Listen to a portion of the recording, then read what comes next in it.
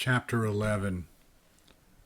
We're too late, Drew's father said, tilting his head back to look at the sky. Drew could see the doorway things now, all four of them, flitting around above them, circling each other. One by one, they winked out of existence, going back to where they'd come from, and the final one paused for a moment, looking down at them with those two glowing eyes before it, too, disappeared. What do we do now? Drew asked. We need to find out where they took him, he said, glancing around as a police car pulled up and parked next to the abandoned one.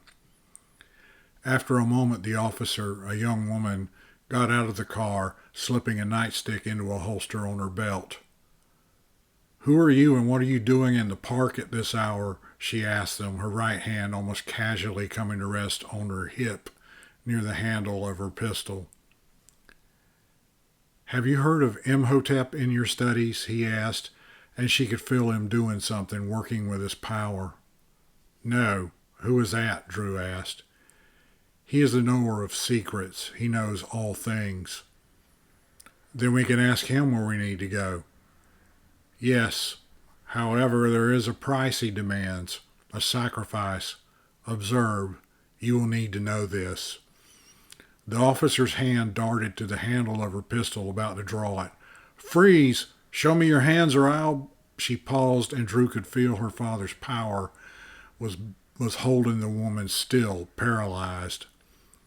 She didn't know that could be done until then, but now that she'd seen him do it, she felt she could as well.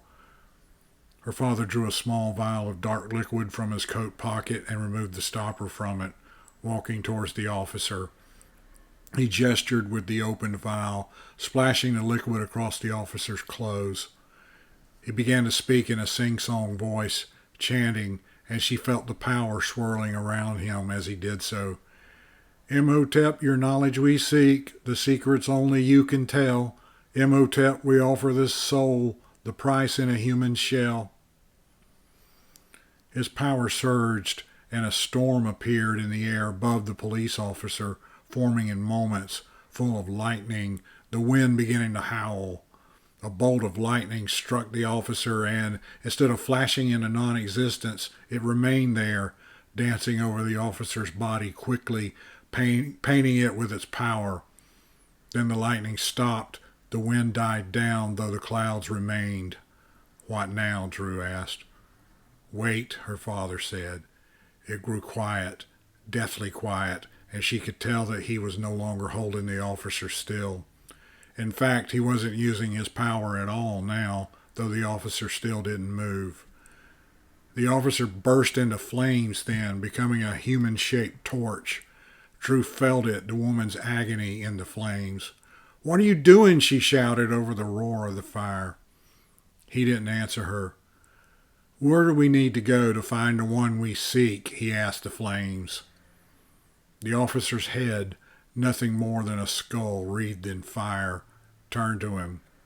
A dead world close to this one. The one you seek dwells there in the ruins of his latest meal. Drew knew that wasn't the woman who was speaking, but Imhotep himself speaking through her. His voice was loud and echoing, and she heard it as much in her head as she did with her ears. Whom do we seek? He asked. His name is Kula. What sort is he? He is a Neanderthal, the last of his kind. Good. The Neanderthals are about to become extinct. Show me where we must go, he said. She felt it, the power reaching out from the flames, touching him, and he closed his eyes and allowed it. This one has no more to give, Imhotep said, and the flames went out. The tower of ash that was the police officer held its shape for a moment before collapsing onto the sidewalk. He turned and started heading back the way they had come. You killed that cop, Drew said, falling into step next to him. I didn't kill her. Imhotep did. But you invoked him and marked her for sacrifice, Drew said. What would you have me do? Let this Kula creature have the power of the one we came here for? Do you know what would happen if we did that? He paused and turned to her. The Neanderthal freed from the energy of human beings Kula uses those creatures we saw to kidnap people into his realm, and he only has the power for a few of them. If he gets the power this young man possesses, he will then be able to create many more of those things. Thousands, millions maybe. All of them here, grabbing people, taking back to feed them to him. Is that what you want? Of course not, Drew said as he began walking again, Drew walking next to him. But you didn't have to kill someone to find out what we needed to know. There has to be another way. Do you know of another way? No. Then it is best that you remain silent on the matter. Where are we going? She asked. Imhotep placed Kula's location in my mind. I know how to get there, but to start on that road we'll need a wall with a doorway. A couple of blocks away, as Drew heard sirens starting in the distance and drawing nearer, they were back on the street with the diner. A few buildings down was an empty storefront with an alley next to it. He led her down the alley, glancing around until he found a door in a brick wall near some smelly old trash cans. A big rat stood atop one of those, looking at them with its beady little eyes, and Drew remembered killing the rats in her room. She still hated rats, but she resolved never to kill another one. He put his hand on the door, closing his eyes, and she could feel his power working. After a moment, he turned the knob and the door opened. Instead of an empty room, like she expected, it was a path stretching off through the stars and planets. It was a walk of the worlds, here in this alley. Let's go, he said, gesturing for her to precede him before he followed, closing the door behind. Penny was walking, and he didn't know why. Since he stepped through the creature, he was in a place that was only lit by stars and planets, impossibly close in a night sky. He was on a path, and he could see that he was approaching what looked like a ruined city. He tried to stop walking and found that he couldn't. Somehow he knew that there was a way he could stop, some way he could block whatever was influencing his body to make it disobey his mind, but he didn't know what that was. He knew he'd figure it out sooner or later. He wasn't going to have the time, though. He could sense a mind ahead, something old and very, very hungry, something alien that did not even see him as a person, but as a source of food and power. The thing that controlled the things that had brought him here. It was going to eat him, he knew, and he tried again to stop walking. He failed again. You feel me, don't you, child? The voice was in his mind, loud and growing louder as he drew nearer to its source. You are right to fear me. I am Kula. Soon I will feast upon you and take your power for my own. No, Penny said, and he heard the voice laugh. Oh yes, soon. We shall meet very soon, and I will finally have my righteous meal. No, Penny said, feeling fear welling up inside of him in spite of his efforts to keep it under control. It was what the thing wanted, he knew. It wanted him afraid, wanted him to be desperate. It was succeeding, too. Penny kept walking and kept fighting against the walking. Is this Kula evil? Drew asked her father as they walked among the stars and planets. That would depend upon your definition of evil, her father said. Mine is the same as everybody's, Drew said. He sniffed. You define evil as something that would harm people. Yes. I see. What you need to understand is that what is evil to one may be good to another. What do you mean? Drew asked. You asked about those attempting to summon me before. What would happen if I responded to one and it was someone who was dying and I healed him or her? Would that be good? Of course, Drew said. But in the meantime, while I'm helping that person, I'm too late to respond to another summons from someone whose child is dying and that child dies. Does this make me good or evil? Good, Drew said. But the person whose summons I ignored and who now has a dead child would be justified to think I'm evil, right? I guess so, Drew said. This Kula does what he does because it's his nature. From his point of view, we are the evil ones. He is only doing what he is required to do to survive. But he hurts people, Drew said. He does worse than that. He consumes people. If he gets a hold of this boy, he'll have all of that power at his disposal. He'll feast upon the people in your world. Nobody will be able to stop him. But just as he's just trying to survive, to thrive, same as every other living creature. Always remember that. Imhotep said he's the last of his kind. Yes, hopefully. That doesn't bother you? No. It is an important distinction, but it's not something you need to dwell on. Our job is to defend humanity from threats like this Kula. That is all. It is not our job to judge. Always remember that. Could we take this Kula's power for ourselves? Drew asked, and he sniffed. Unfortunately, no. It doesn't work that way with humans. While you can refine and learn to use your own power more efficiently and with more skill, you will never have more than you were born with. Fortunately, you were born with a considerable amount. They walked along the path for a long while, neither of them speaking, the only sounds their footsteps. Drew glanced around at the stars, the planets, and thought the view was much better than the planetarium show her mother took her to once. How are we going to find this Kula thing? She finally asked.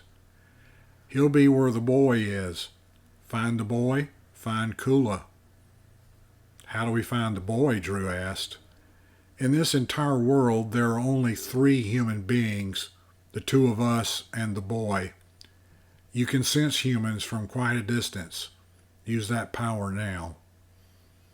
Drew as he said, reaching out with her power as they walked and locating another human up the path. He's in some kind of building.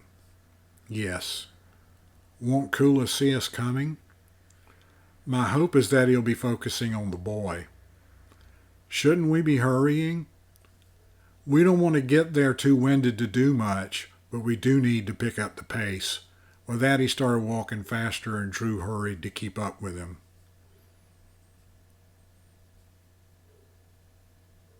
Penny felt himself turning to the right on the road, following a path that led to a big building, the walls collapsing under the weight of the other buildings nearby falling on top of it.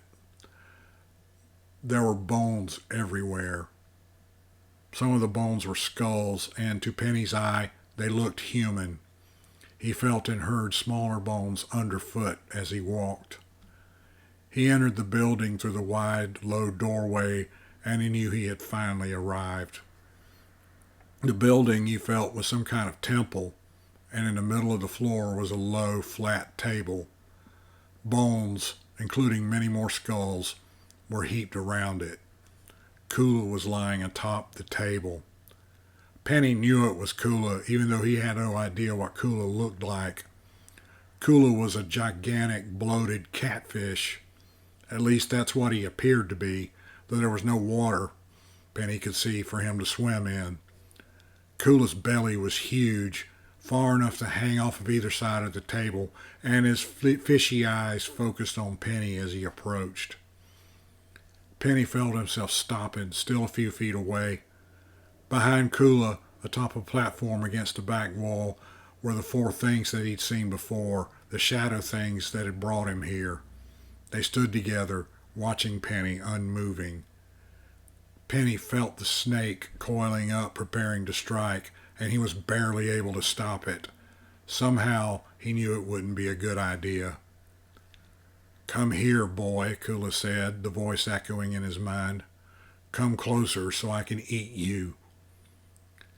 Penny felt himself beginning to move again, and terror of getting closer to Kula, to that bloated thing, took control of him. He knew Kula didn't really want to eat him, not physically. Kula wanted the snake.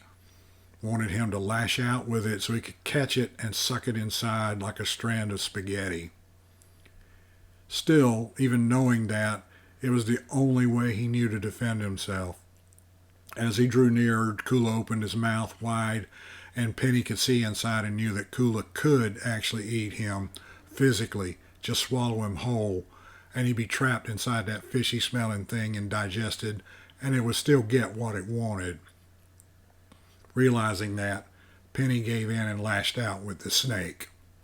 He could feel it reaching out, striking Kula, who kept his mouth open and began drawing it inside his throat and into his belly. Penny could feel it leaving him, could feel himself weakening, could feel Kula strengthening, but he couldn't stop it. He knew then that he made a mistake, and Kula would completely consume his power, and Penny's bones would join the others around the table. "What is this place?" Drew asked as they walked the deserted, bone-littered streets. It was once a thriving civilization. Kula moved in long ago and destroyed it. This is what will happen to your world, too. "Oh," Drew said, and he snorted again, finding her comment amusing, she thought. "It's up ahead, that building there." He nodded towards the low temple with the broad doorway. Drew could sense it. There was something going on inside there, something involving another human being. "What should we do?" "We'll need to go in and assess the situation. Be as quiet as you can. Kula will probably be focused on his victim. We may be able to use that to our advantage." "Okay," Drew said. They entered the building, plunging into darkness, and Drew used her special sight to see. The boy they were looking for stood a few feet away near the middle of a big chamber strewn with bones. In the middle of the room was a low table with a giant catfish on it, draining the power from the boy. Behind them stood the 4 animated doorways they had already encountered. Drew could feel all of their attention was focused on the boy, and she looked closer at what was going on. The power was boiling inside the boy, creating itself even as it was drained away. It flowed from him across the room into the open mouth of Kula, into the creature's gullet, which she could tell was an enormous void that could hold much more. However, the doorway to actually get to that void was limited, she could tell. Kula could consume an awful lot, but he could only take in so much at one time. "Bandwidth," Drew said. "What?" her father asked. He was holding his umbrella like a rifle, and she could feel him manipulating the forces that always swirled around as he prepared himself to face Kula. "He can only take in so much at one time, and he's near capacity now." "Ah," he nodded. "Very good, Drew. I see what you're talking about." He walked towards Kula and the boy then, not bothering to hide. Puzzled, Drew followed. "You see, Drew, now that our fish is hooked, he can't stop. He has to continue to feed until he's consumed it all. His greed has doomed him." "Not quite." Kula's voice in her mind, and the shadowy figures of the doorways sprung from their perch at the back wall, flapping their way towards them. "Drew, you take care of them," her father said. "How?" she asked. "You'll figure it out. Do it." As the creatures flapped towards them, Drew's father went to stand next to the boy. Drew spared enough attention to see what he was doing. He closed his eyes and pointed his umbrella towards Kula, and his power surged through it, joining the boys, adding to it. Drew could see that Kula was struggling with the additional power. Her father increased it, and Kula began to struggle even more. But the dark, shadowy things were closer, approaching them rapidly, and she knew that if she allowed them to get too close, they would send them to another world. Even if it sent them back to where they come from, it would take too long for them to get back. More than likely, though, the things would send them to a world where they couldn't survive. Drew couldn't lash it out at them. There was nothing actually there. They were portals to another world given shape. If she attacked them the way she attacked the rats, it wouldn't work. There was only empty air. She remembered a book she'd read about physics. where the author explained that portals like these creatures were possible, but the energy required to make them would be more than the entire planet of Earth could create. Indeed, probably more than the entire universe could make. Yet Kula was keeping 4 of them active while he also fed on the boy. It meant the physical laws of this world were a bit different than the ones Drew was familiar with. It just didn't take as much energy here to maintain these things. Drew reached out with her power towards the things. One of them landed in front of her, a few feet away, while the other 3 circled up over her father, who was too busy concentrating on Kula to notice them. "You can't exist," she muttered, holding up a hand, her palm pointing towards the one that was walking towards her. "You are an impossibility." She could feel her power doing something, but for once she didn't know what. Something was changing, and she closed her eyes again, still able to see the thing anyway. It started running towards her as she grew more confident. She could sense the power from Kula to the things that kept them together and under his control, and could feel that power was suddenly becoming inadequate. The one in front of her leapt, spreading its wings to cover the last distance, and Drew braced herself. When nothing happened, she opened her eyes. The creature was gone. She directed her attention to the others that were about to land on her father, again closing her eyes. Penny didn't know who this strange man was, and this girl. The man came over to stand next to him and was doing something similar to what he'd done himself. The man had a snake of his own. He was pointing an umbrella, of all things, at Kula, and Penny knew the man's power was flowing through it. The girl stood off to the side, and she was also doing something. He didn't know what, but he did feel like they were here to help him. But if they were going to help, they needed to hurry. He didn't have much left. Whatever they were doing, it was working. He saw the dark, woman-like thing attacking the girl just vanish, disappearing before it could land on her, and then the 3 above the man also disappeared like smoke in the wind. He could feel Kula beginning to struggle. "One day," Kula said, in all their minds, "you will all pay for this." Kula exploded, raining fishy-smelling pieces of himself all over the 3 of them.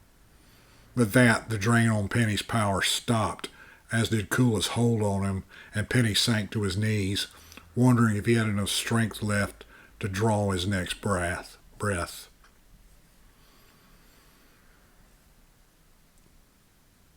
Drew's father brushed at the pieces of Kula on his coat and shirt.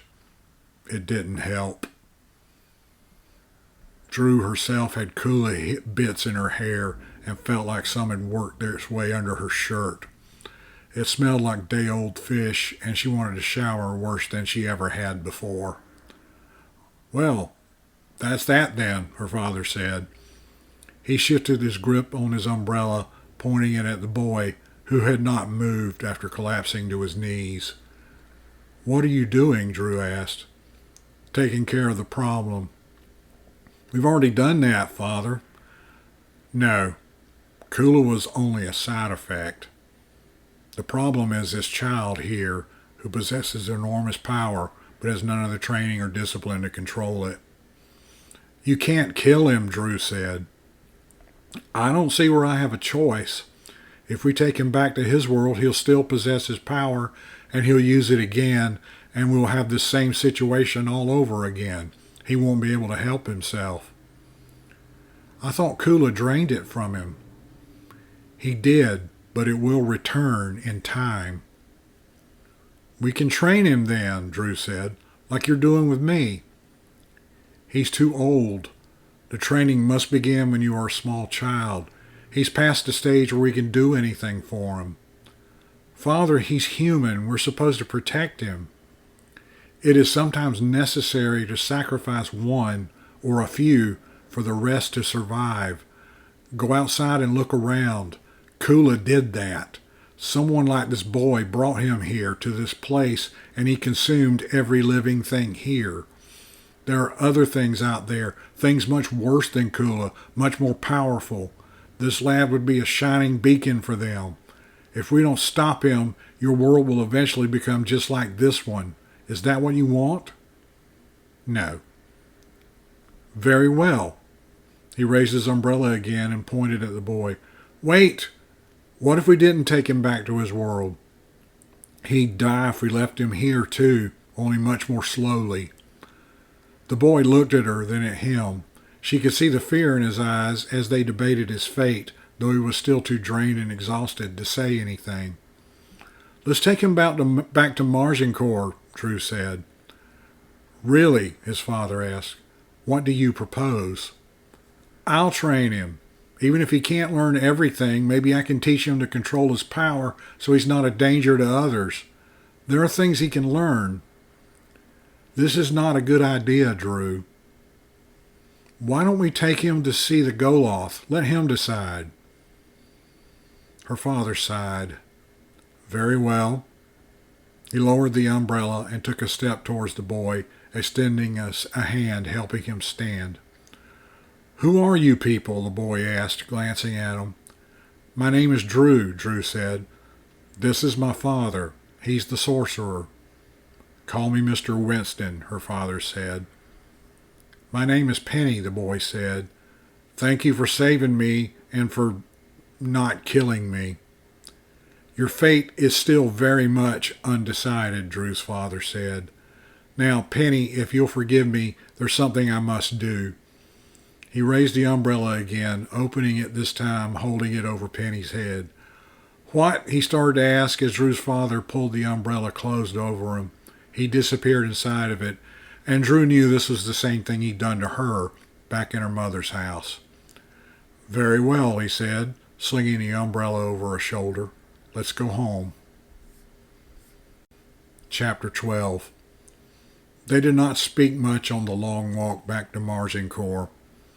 Drew tried to enjoy the view, the stars and planets almost close enough to touch, but she found she couldn't. Part of it was because she desperately wanted a shower and a change of clothes to wash the remnants of Kula away, but there was also something else. She knew Penny had killed people. In spite of that, she was busy trying to think of what she would say to the Goloth to persuade him to let Penny live. Eventually, the world around them changed from planets to a dark, twisted forest, and they encountered the first fading whirlpools of power, the desperate calls for her father's attention. Then they came to the door, and he opened it, holding it so she could step through first. Can I take a shower first? Drew asked. No, if we're going to do this, let's do it now. He took off his hat, hanging it on a hook against the wall of his bedroom, slipping out of his stained jacket and tossing it on the table where they usually had their meals. He went to the stairs and took the long, spiraling way down to the depths of Margincourt. Drew's legs felt heavy with all the walking they had already done, but her father didn't seem to notice.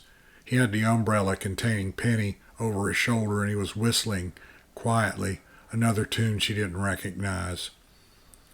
After a while, they reached a corridor, and even though it looked like many other corridors she'd seen in Margincourt, Drew knew this was the one that ended in the Goloth's chamber. Just to be sure we're clear, her father said as they stepped off of the landing into the corridor. If our friend here advises us against this, Penny is to be destroyed. But if he doesn't, then he'll live, Drew said. Indeed. But if that happens, he'll be your responsibility. And at some point in the future, if I should tell you to kill him, you will do so immediately. Is that clear? No, I won't, Drew said, stopping. He stopped too, turning to face her. That is my price. If he says we should allow Penny to live, then there must be rules. He's far too dangerous to be allowed to live if he can't control himself, even to us. Drew took a deep breath. Okay, she said, letting it out slowly. I agree. Fine. They started back on their way to the chamber. If we decide to let him live, will you free him from the asteroids? She asked. No. If we did that, he'd be even more powerful, and we would have problems controlling him as it is. But he won't live, she started to say, and he cut her off. He will have a normal human lifespan as long as he doesn't do anything that will require us to shorten it, provided we decide to let him live past the next few minutes. They entered the chamber, and Drew could smell the Goloth over the fishy remnants of Kula, see his huge, strange shape in the darkness.